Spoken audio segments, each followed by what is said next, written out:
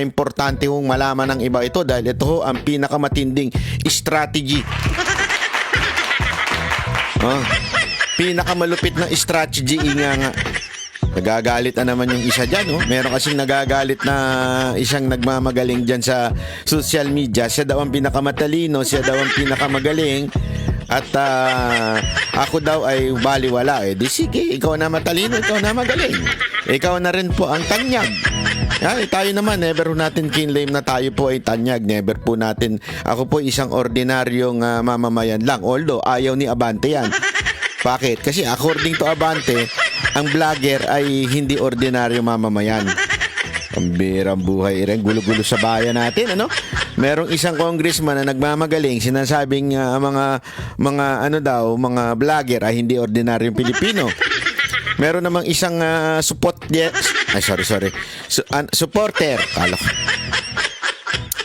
May isang supporter naman dyan na hindi naman daw tayo analyst, tayo lang ay vlogger.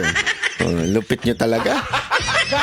Ibang level na talaga mga kababayan natin ngayon. Pataasan na ng ihi. Huwag ko kayo mag-alala. Si Banat Bay po ang pinaka mababa sa lahat. Wala po tayong followers. Wala po tayong subscriber. Tayo po ay isang hamak na tambay lang sa kanto na inutusan bumili ng pasensya na, bumili ng asin sa kanto. Ang nabili Ewan. Sulat nyo na lang dyan sa baba kung ano yung nabili. Anyway, mga kababayan, eto na nga ho ang matinding issue ngayon. Kasi ngayon, mga kababayan, meron nung lumabas na balita sa SMNI. Siyempre, ang katangi-tanging masasabi nating maasahan natin sa totoong balita ay ang SMNI. At sabi nga ho dito sa SMNI, wala daw hong binigay na panig si Pangulong Duterte o no comment, no reaction. Bakit ganun ang title mo, Banat Bay? No reaction pala bakit mo sinasabi na ayaw niya kay Aimee? Bakit mo sinasabing ganun? Bakit naman ganyan? Marami magagalit niya. Sasabihin na naman nila, fake news ka, ganyan-ganyan. Sandali, easy. Unya. Kikwento ko sa inyo. Atoday, ipapaliwanag natin kung bakit gano'n na bakit ko nasabing sa tingin ko ayaw ni Pangulong Duterte si Aimee Marcos. Mamaya ipapaliwanag ko sa inyo. Kasi lahat yan may konteksto Ayan ho yung aking opinion. May konteksto po yan, mga kababayan. Pero para malaman ninyo, kailangan muna natin panoorin ng balita. Para ho mas bigyan tayo ng konteksto. Ito, pasok. Alam na ni dating Pangulong Rodrigo Duterte ang pag-endorso ni Vice President Sara Duterte kay re-electionist Senator... Yan ang isang unang importante. Alam na po ni Pangulong Duterte. Ibig sabihin po, mali po yung sinasabi ng iba na inutusan ni Pangulong Duterte si VP Sara Duterte. Unang-una, hindi po nila ginagawa yan sa pamilya nila. Okay, yung nakikialam sa desisyon ng bawat isa sa kanila. Maging nga daw si Baste Ito, kwento lamang po sa akin ito ni Boss Dada. Maging din po si Baste at saka si BP Sara, si Pulong, hindi ko sila nagpapakialaman pagdating sa galaw sa politika. Kanya-kanya po sila ng desisyon kung ano ang gagawin nila. Hindi sila nagkakaroon ng family dinner at pag-uusapan, ikaw, ito tatakbuhin mo, ikaw tatakbuhin mo, hindi. Nag-a-adjust po sila. Kunwari, nag-decision si ganito na itong tatakbuhin niya. Tsaka lang mag-a-adjust yung iba. Ganun. At hindi ho yung, ikaw ito ako. Hindi ganun. Walang ganun. Sa katunayan, dun nga sa 2022 nga election, kung saan, hindi ho alam daw, di umano ng mga kapamilya na magba-vice president si VP Sara. Ganun ang dynamic ng kanilang pamilya. Yung mga nag-iimbento dyan na nagsasabi na kesyo para lang ma-shoot yung pagiging Aimee Marcos nila, na matagal ko na sinasabi sa inyo, di ba? Merong iilang vlogger, hindi ko na lang kung papangalanan, mga talaga maka-Aimee. Noong palang simula ng administrasyon ni Bongbong Marcos, kumuha ng mga vlogger na ho yan si Aimee. Some, I'm not mentioning anyone, wala akong pinapatukuyan kung sino man, some of them, kunwari nag-slight Duterte. Pero sa totoo lang, from the very beginning, sila po ay bata ni Aimee. Marami pong ganon. Okay? Hindi ko na lang papangalanan and I don't want to cause any problem with them. Ayoko kasing isipin nila, sinisiraan ko sila. Desisyon nila yun eh. Kalayaan naman nila kung gusto nila magpakatuta kay Aimee Marcos. Walang problema sa akin yun. Nasa sa kanila na po yun. Okay? Ano naman po nila yun? Trabaho lang nila. So, I understand. But the thing is, kung meron ako nakitang sa tingin ko medyo mali, pupunahin ko. Kung meron man tatamaan, abay, pasensya na po. Hindi po ako yung tipo ng tao na kaibigan para hindi ka tamaan. Pasensya na po kayo, ha? Pero ito doon lang tayo sa katotohanan. Dahil yan po ang ine-expect ng mga Pilipino sa atin, katotohanan. Okay? Yan po ang ine-expect nila. Wag po nating bulahin, wag po natin paikutin, at higit sa lahat, wag po natin daanin sa strategy. Tapos sasabihin pa natin, si Banat Bay, minamak yung strategy ni BP Sara Duterte.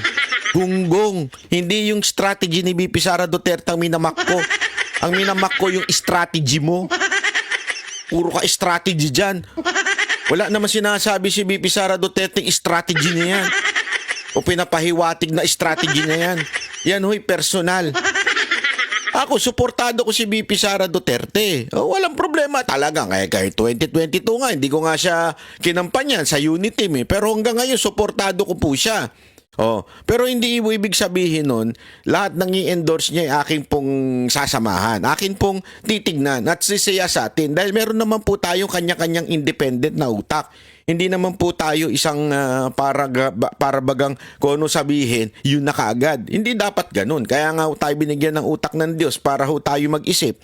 Kaya nga tayo binigyan ng isip para ho tayo ay talagang magdesisyon ng tama. Hindi ho basta-basta, sige lang, okay na, ganito na, ganito na. Huwag ganun, di ba? Huwag ho tayong parang mga robot lang. Tuloy. Aimee Marcos. Ano naman kaya ang naging reaksyon ng dating Pangulo sa kontrobersyal na hakbang na ito? Sige nga. Alamin ang buong detalye sa report ni Anton Cero. No comment lang si dating Pangulong Rodrigo Duterte sa ginawang pag-endorso ni Vice President Sara No Duterte comment. kay re-electionist Senator Aimee Marcos ayon kay Hanelet Abansenya. Muling nabisita ng mag-inang Hanelet Abansenya at Kitty Duterte si dating Pangulong Rodrigo Duterte sa kanyang detention facility sa International Criminal Court o ICC. Sa kanilang pagdalaw ay binahagi ni Hanelet na nananatiling matatag at maayos ang kalagayan ng dating Pangulo. Patuloy niya ang kanyang panalangin at pananalig na isang araw, makakalabas din siya sa pagkakapiit. Okay na siya. Nag-pray me. And iyon na siya rin. Kagawas na gudagli siya. Yes. Manifest good niya. Pagdating sa posibilidad na makabalik si dating Pangulong Duterte sa Pilipinas, buo ang pananalig ni Hanelet na may mas mataas na kapangyarihang kikilos Yun. para may sakatuparan ito. God will make a way. Wala silang... Yes. Kanta-kanta tayo ngayon, sabay-sabay tayo. God will make a way where there seems to be no way. Favorite ko yan, kanta ni Don Moen. Paborito yan ng aking nanay na pumanaw na po. Uy, birthday niya, April 8 Huwag niyong kakalimutan, batiin belated, ika nga. Tapos ito to, God will make a way where there seems to be no way. Yung mga sa tingin natin mukhang malabo na, tayo ay manalig lang. Hindi ko naman sinasabi ang solusyon ng Panginoon sagutin lahat ng ating katanungan o di kaya sagutin ng lahat ng ating panalangin. Maaring meron siyang ibang paraan ng pagsagot. But the point here, God will always make a way.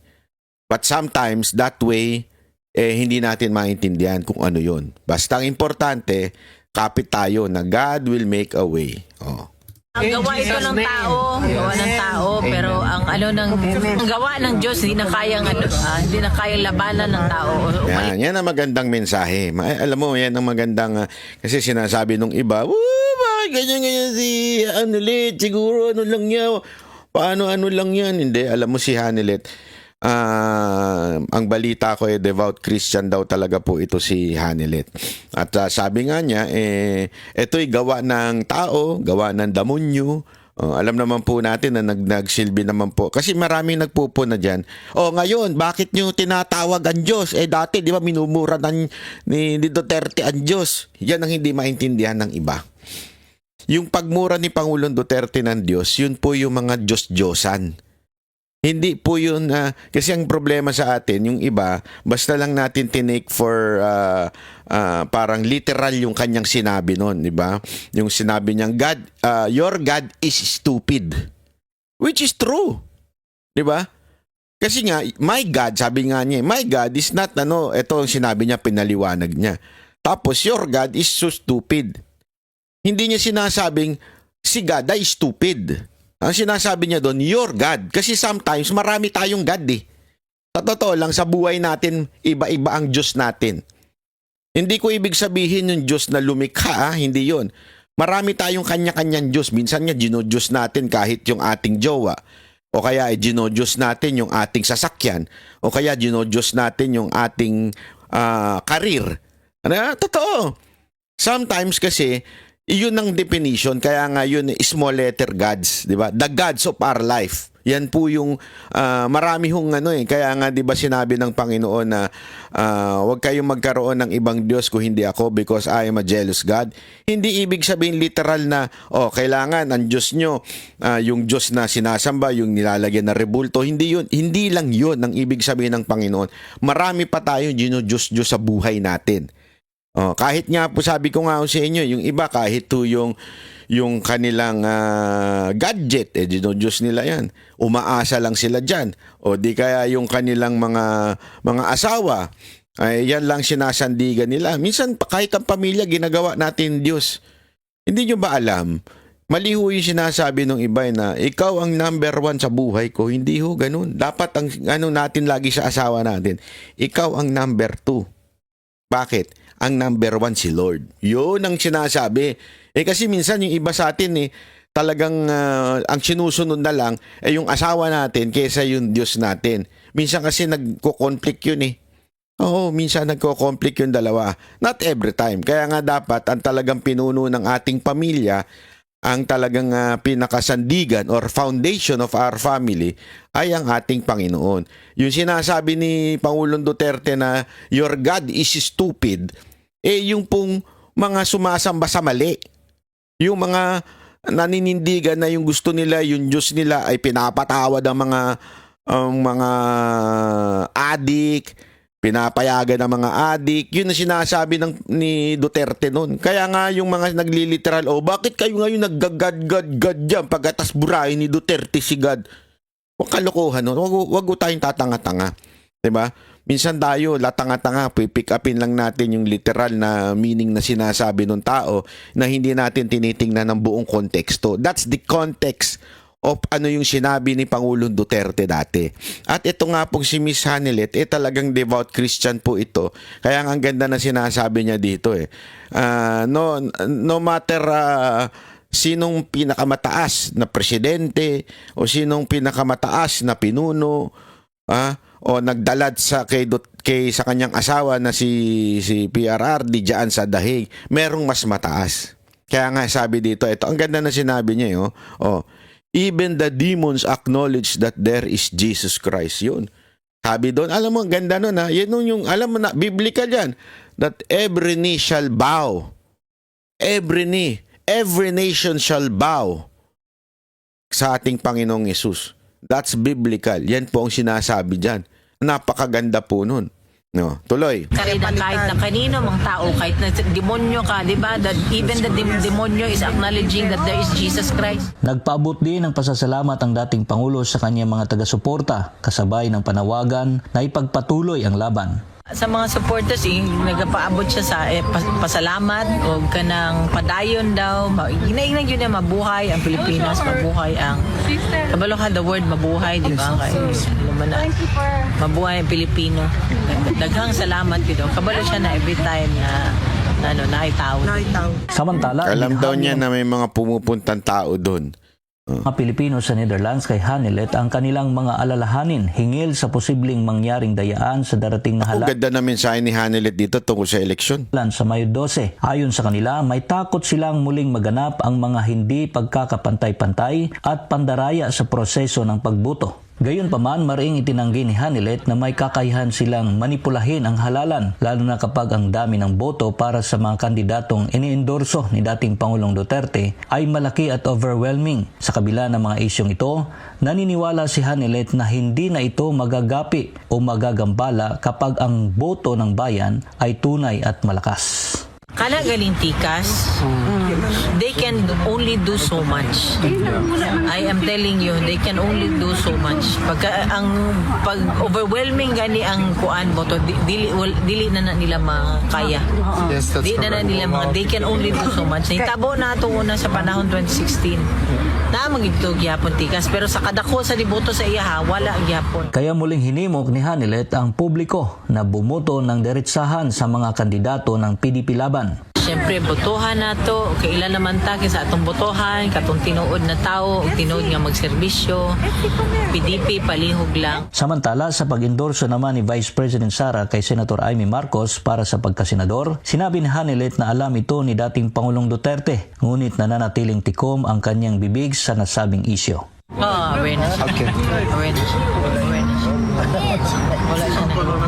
Wala siya nag-comment. Sa kanyang personal na pananaw, Yeah. pinili na lamang ni Hanelet na sarilinin ang kanyang saloobin ukol sa isyong ito.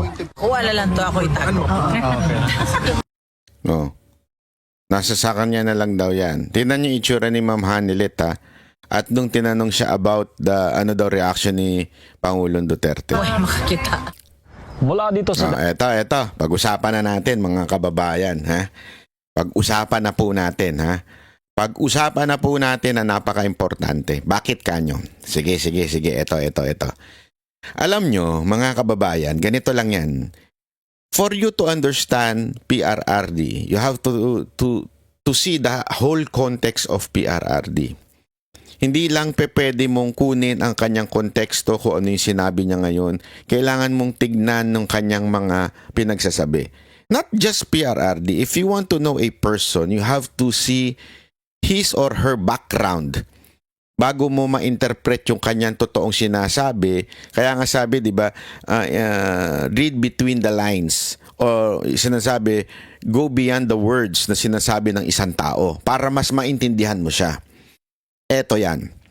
Kung maaalala ninyo, nung panahon po ni Pangulong Duterte, bumabanat siya. Kasi ako dito, I was personally involved. Why involved? Kasi remember, sa ating channel po unang sinabi ni Pangulong Duterte yan.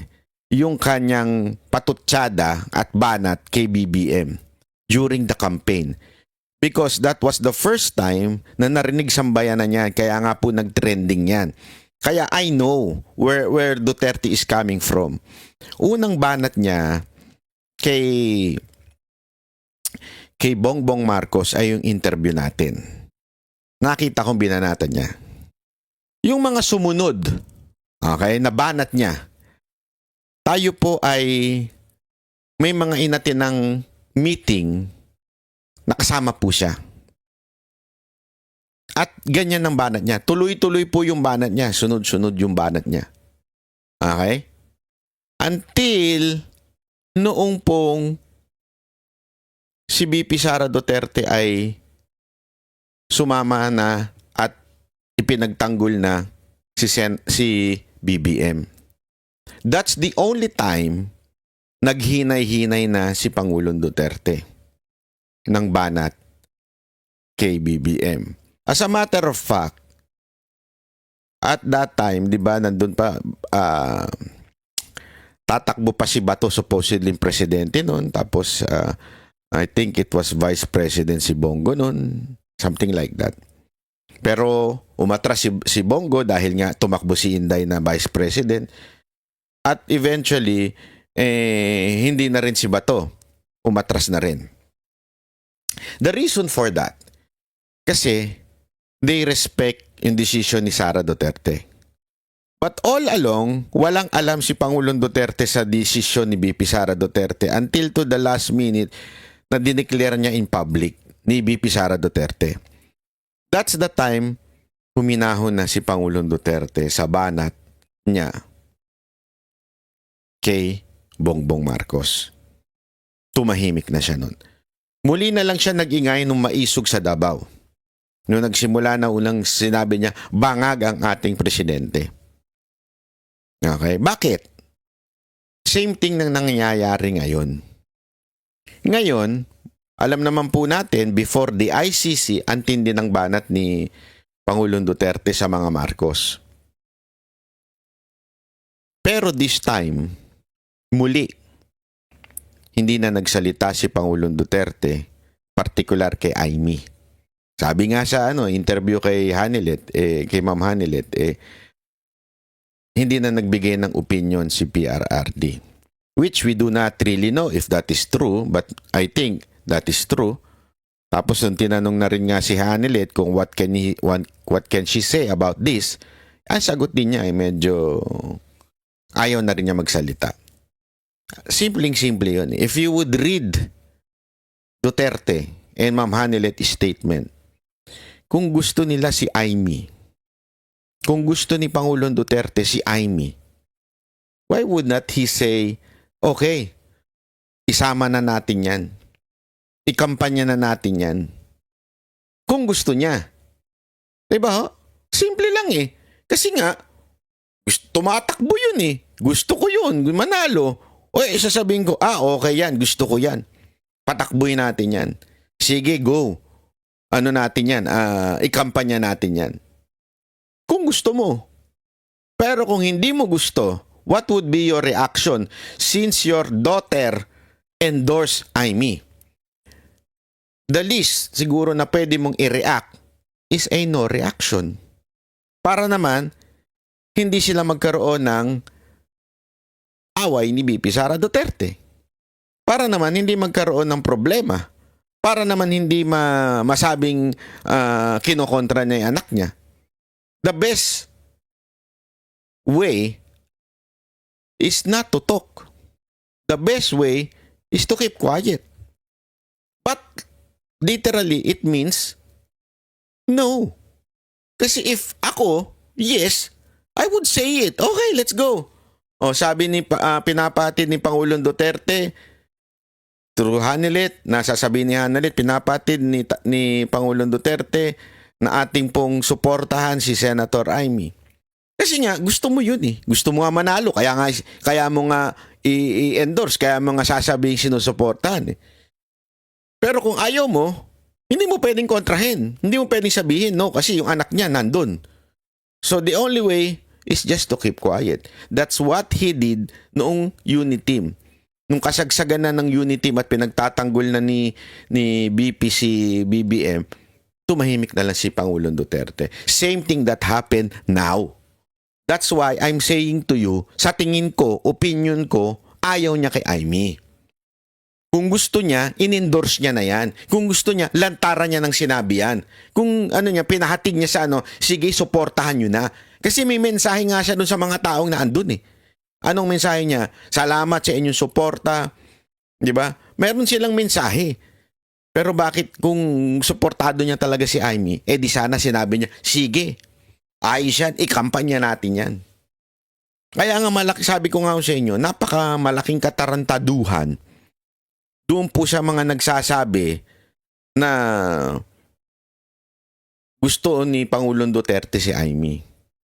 Ang talagang may gusto dyan ay yung mga pro-Amy personalities. Sila ho talaga ang may hidden agenda ever since. Gusto talaga nila si Amy. Kaya lang, siguro along the way nakikita nilang pumalpak, sumasabit. Di ko na lang papangalanan kung sino. Pero ngayon, nagkaroon sila ng tsansa by saying, strategy yan eh. In-endorse ni BP yan eh. May strategy silang ginagawa. Meron silang chess move. Putang inang chess move yan. Sorry napaka-Holy Week pa naman ngayon yung bibig ko na pasensya na. Di ba? Wala akong chess move. This is a personal fact. Kasi nga ulitin ko, kung hindi nyo napanood yung nakaraang video ko, sinabi ko, na ang momentum ay nasa Duterte na. Paangat na ng paangat and we have more days to come. Diba?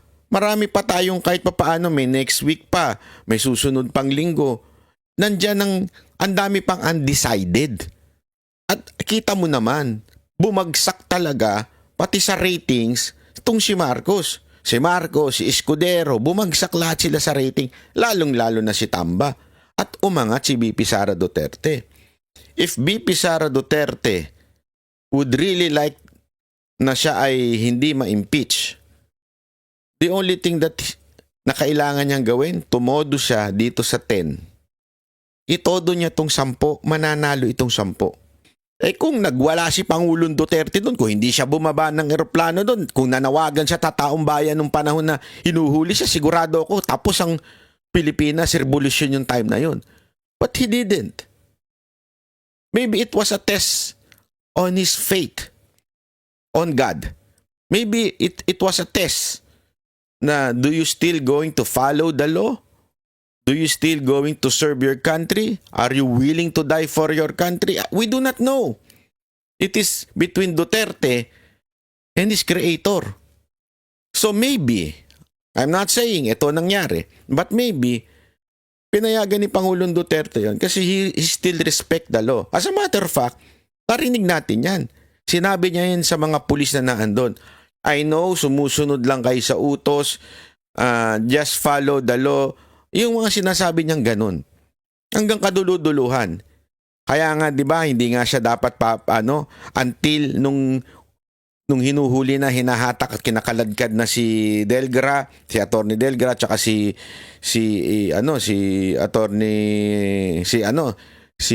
Executive Secretary, di ba? Nung dinadrag na po sila, doon na siya to save the people na nagsisilbi sa kanya. Which also ginawa ni Pastor Kibuloy. Diba, nung magkakapatayan na, yung talagang nag-ready na. Ano na yun eh, talagang nakahawak na sa gantilyo yung mga pulis doon eh. Nung nakita niya yon, doon na po siya sumuko sa sundalo. Ganun, parehong-pareho sila nangyari ni Pangulong Duterte at saka ni Pastor Kibuloy. Pareho po sila. So anong ibig ko lamang pong sabihin? Lahat ng bagay nito, from Pastor Kibuloy, from impeachment of BP Sara Duterte, from PRRD, are all God's plan.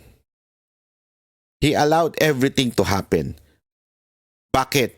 He has to purify the people. He has to make us understand that we are not just fighting for Duterte, for Pastor Kibuloy, for BP Sara Duterte. We are fighting for true justice in our country. We are fighting against corruption. We are fighting against criminality. Yun ang ating pinaglalaban. Ang hina naman ata ng pananampalataya natin by just saying, we want Senator Amy para lang hindi ma-impeach si BP Sara Duterte. No, everything will happen kung manindigan tayo dito sa 10. Kung ating tong itutulak at ikakampanya ng buong puso. Eh, ang problema, yung iba dyan, talagang dinidivide pa ang mga Duterte supporter. Magsasalita pa, hindi ko na iboboto si Jimmy Bondo kasi ayaw niya kay Amy. So, ibig mo bang sabihin kung yung 10 ayaw kay Amy, hindi mo na iboboto? What kind of thinking is that? Tapos sasabihin ninyo na kaya namin gusto isama si Amy dahil para hindi ma-impeach si BP. Pero hindi nyo iboboto yung 10. Anong katarantaduhan yun? Di ba? Tapos ikaw na ang matalino. Lupit mo rin, Brad? Ikaw na talaga yung malupit. What kind of thinking yung ganyan?